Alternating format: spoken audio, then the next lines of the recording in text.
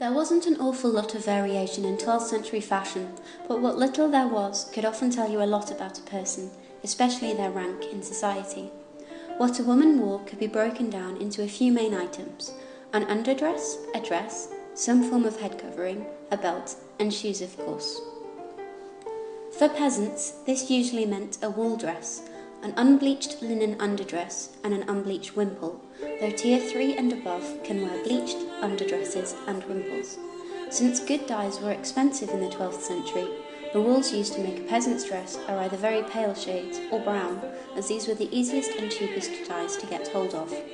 A peasant's skirt needs 2 gauze of extra fabric at the hips to allow for free movement, and the sleeves of the dress are narrow, both for practicality and because fabric was expensive. She might have had some simple embroidery at the sleeves and neck of her dress, but for the most part it would have been very plain. These ranks would have had more say in the running of day-to-day life than your average farmer, cotter or tradesman, and their clothes would have reflected that. That means that these ranks can wear bleached wimples and dresses with a much greater range of colours, including brighter greens, blues and yellows. Yellows and greens would have been especially popular in the 12th century, as yellow was made with onion dyes which were easy to get hold of, while cheap green dyes could be made with goose poo. Yum! Tier 4 and 5 dresses should be tighter in the bodice than lower tier dresses, but fuller in the skirt.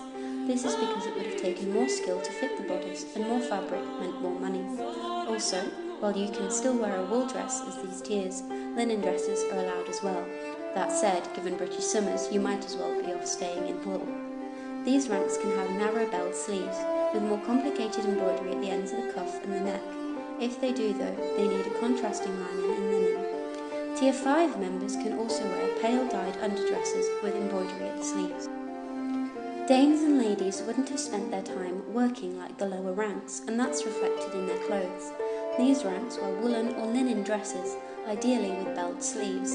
Again, they need fuller skirts to help show their wealth.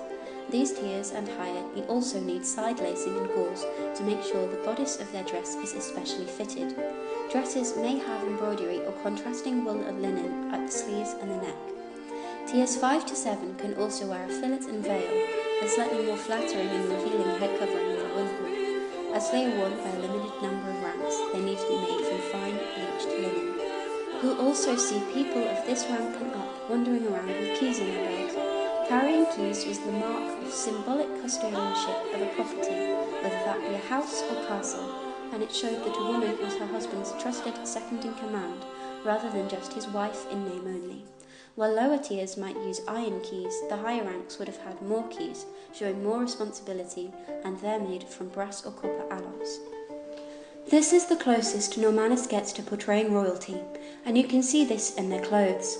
The dress sleeves of noble women and countesses should touch the floor, and they can also wear a silk underdress that should be dyed and embroidered at the neck and cuffs. These tiers should wear silk for their court dresses.